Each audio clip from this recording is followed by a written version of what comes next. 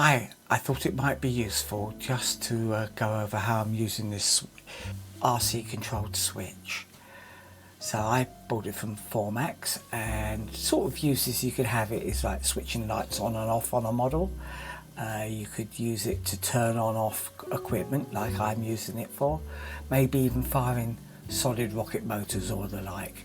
There's lots of things you might want to turn things on and off. It's controlled by a PW input, so a servo input, so that's easy to set up on just a regular plane. But what I wanted was to take it a little stage further.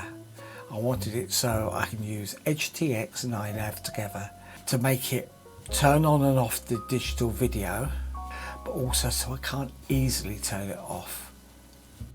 So this is done by setting up 3 logical switches. The first one is the SF is the arming switch, and the SB is the VTX switch. So if either of them are on, that's the first one. The second one is the other positions where I don't want things to happen. So arming is off and the VTX switch is either off or in the middle position.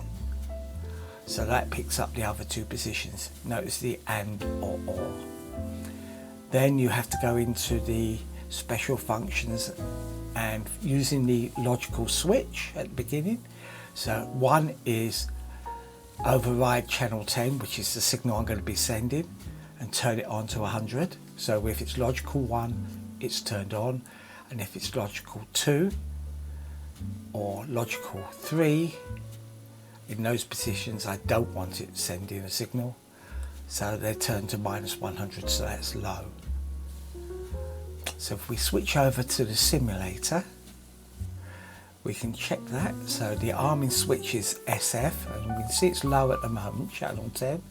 If I arm the plane, channel 10 goes high, that would turn the VTX on, and if I disarm, it goes low.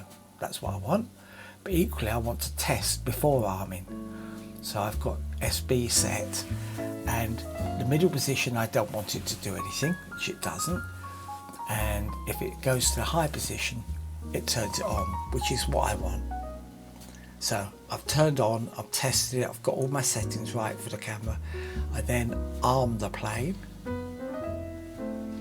and it stays high, which is what I want, and I'm flying around it, and should I press this VTX switch, whatever, it will not turn off until I disarm. So that's exactly the performance I want. It's in INAV you need to add that channel to send it through to the servo. So you add a new servo mix, and it takes the next channel. So you got on a wing, you got 3 and 4 as the Avalons, so the next one is 5. You switch the input to channel 10, and that's all you need to do. It then feeds channel 10 straight through to the